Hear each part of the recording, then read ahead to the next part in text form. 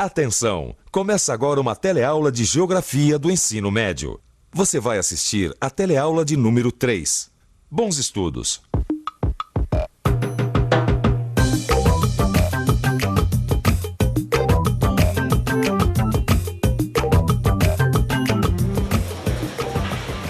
Esse aqui é o aeroporto de Congonhas, em São Paulo. As pessoas vêm até aqui para pegar um avião que vai levá-las até a cidade do Rio de Janeiro. Quanto tempo você demorou para chegar da Lapa até aqui o aeroporto? A Lapa até aqui dá aproximadamente uns 15 quilômetros. Eu demorei hoje quase 1 hora. Foi o dia que eu mais levei tempo. E quanto tempo o senhor vai demorar para chegar no Rio de Janeiro? 45 minutos.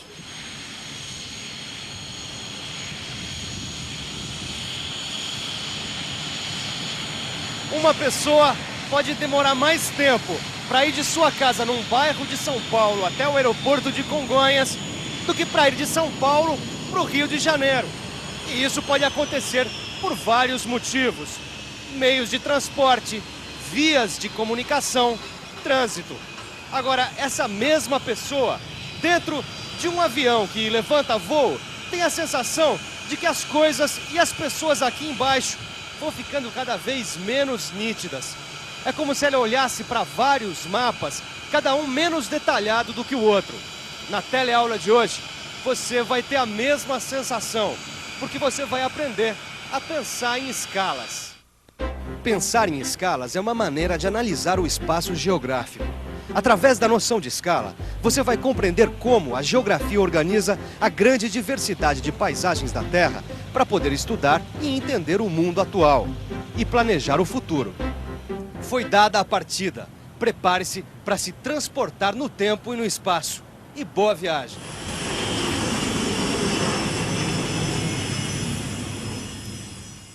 Para aprender história, nós dividimos a linha do tempo em diferentes períodos históricos. A história geral pode ser dividida em idades, como a antiga, medieval e moderna. A história do Brasil pode ser dividida em períodos, como a colônia, o império e a república. E a história geral e a do Brasil se relacionam entre si quando, por exemplo, a gente estuda o que o fim da República Velha no Brasil teve a ver com a Grande Depressão Mundial dos anos 20. Os diferentes tempos da história não podem ser confundidos.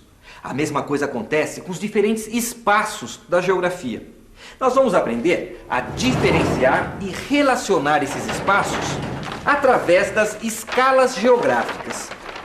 Para entender melhor, pense um pouco no Nordeste brasileiro. Recife, Pernambuco. Cheguei ao Nordeste, gente.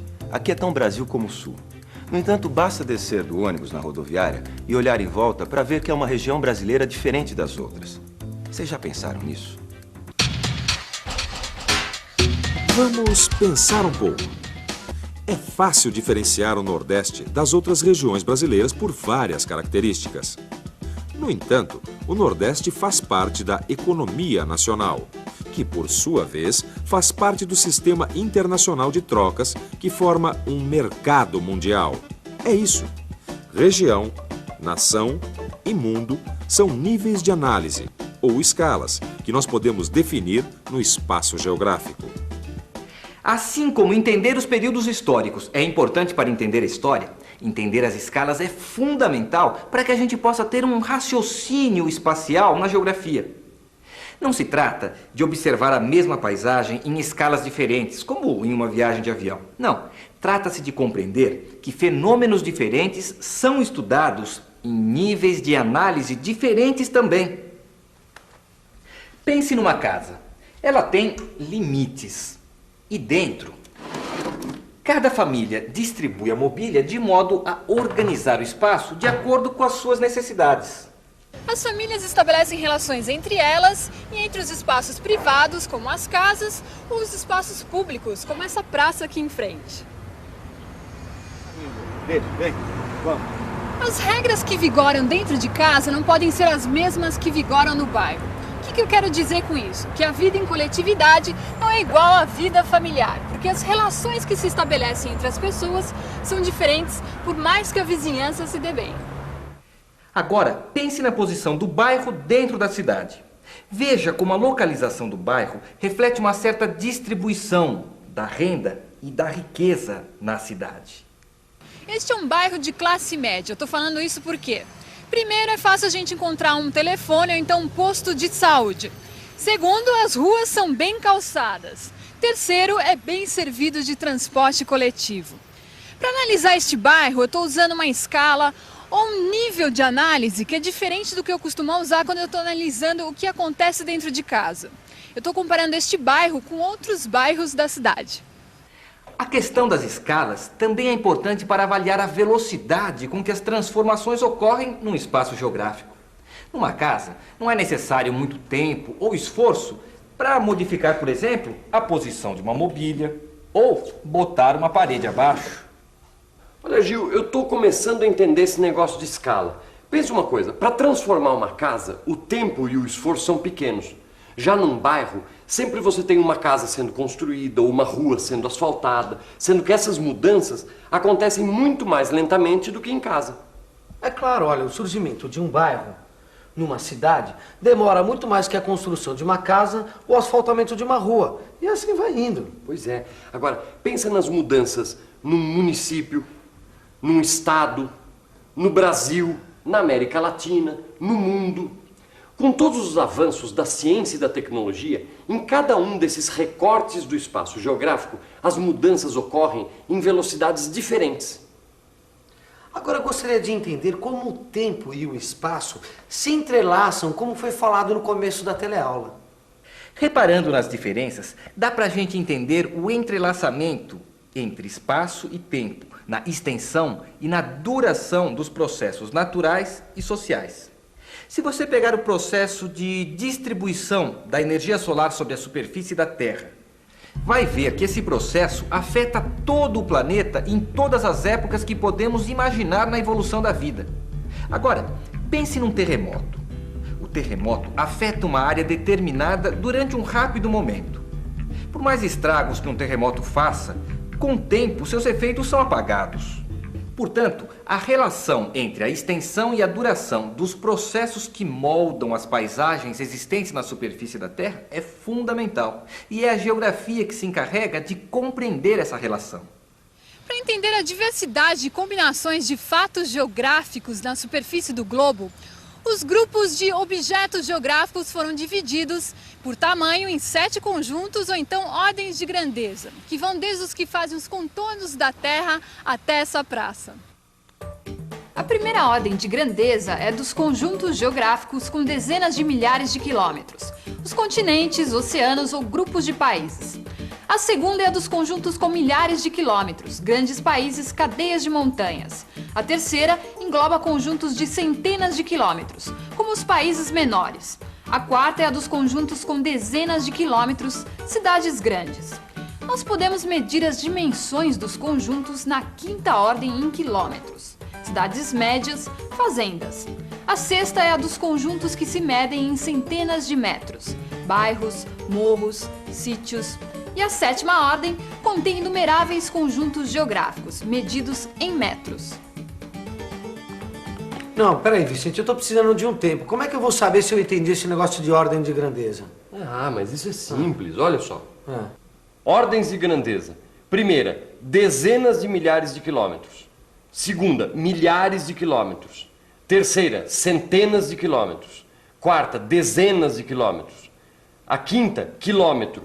Sexta, centenas de metros. E a sétima, metro. Bom, vamos fazer o seguinte? Eu vou falando para você o nome de alguns conjuntos geográficos. E você tenta encaixar na ordem de grandeza correspondente. Tá legal, top. Vamos lá? Vamos lá. Os países da Organização do Tratado do Atlântico Norte, a OTAN.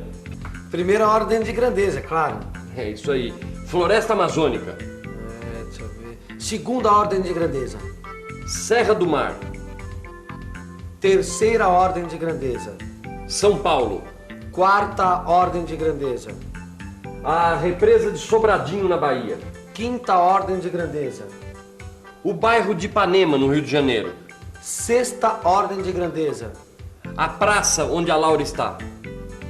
Sétima ordem de grandeza. Esta praça está na 7ª ordem de grandeza.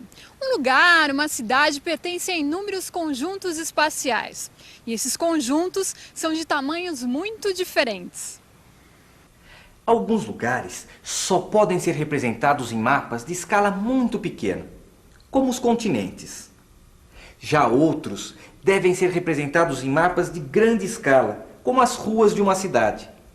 Quando combinamos as informações de lugares que conhecemos bem de perto com outros que só podemos observar lá de cima, estamos elaborando um raciocínio geográfico. Veja o Vale do Rio Nilo na África. Para compreender esta paisagem, vamos ter que considerar conjuntos espaciais de diferentes ordens de grandeza. A pergunta é: como é possível que no coração do deserto do Saara esse rio tenha tanta água? Durante milênios, os egípcios consideravam as cheias do Nilo em pleno verão, época das secas, uma dádiva dos deuses. Isso porque eles só conheciam a parte do vale onde viviam. Só no século XIX que o mistério foi desvendado. Exploradores descobriram que as águas do Nilo vêm de muito longe, milhares de quilômetros distantes do Egito. Esse mapa mostra vários conjuntos espaciais. O conjunto do Vale do Nilo, o conjunto tropical úmido, onde o Nilo nasce, e o conjunto de desertos que atravessa. Este mapa mostra um território muito menos extenso, mas dá para observar os detalhes com mais precisão. E neste mapa, dá até para distinguir a forma geométrica dos campos, os canais de irrigação e a cidade. Viu como a gente pode compreender a totalidade dos processos naturais e humanos que moldam as diferentes paisagens, combinando diversas escalas?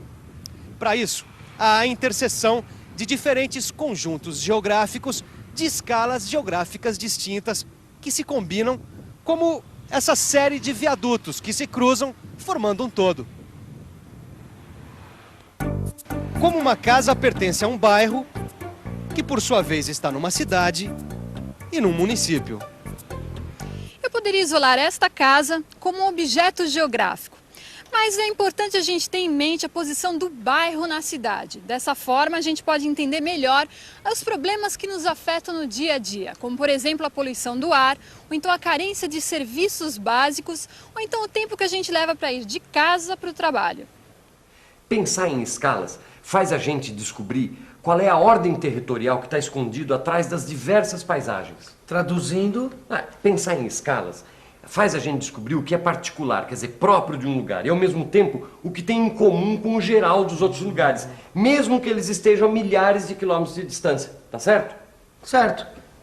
Mas agora, dá para dar uma revisada? E atenção, se liga aí que é hora da revisão. Na teleaula de hoje, você aprendeu que as escalas geográficas são níveis de análise do raciocínio espacial e que, através das escalas, podemos explicar de modo ordenado as relações entre sociedade e natureza. A diferenciação e a articulação das escalas geográficas, feitas ao mesmo tempo, podem nos dar uma ideia mais clara das transformações por que passa o mundo atual. Os diferentes níveis de análise espacial correspondem a ordens de grandeza dos conjuntos geográficos. Podemos ordenar esses conjuntos desde o mais geral até o mais particular. A interseção de diferentes conjuntos geográficos em distintas escalas geográficas é fundamental para compreender a totalidade dos processos naturais e humanos que moldam as diferentes paisagens da superfície da Terra. Você viu? Pensar em escalas hoje em dia é fundamental. Você se lembra da nossa primeira teleaula, quando a gente viu que a revolução científico-tecnológica está alterando constantemente as dimensões relativas de tempo e de espaço? Mas para você não ficar perdido, reforce tudo o que aprendeu hoje no seu livro de estudos. E até a próxima escala. Quer dizer, até a próxima teleaula.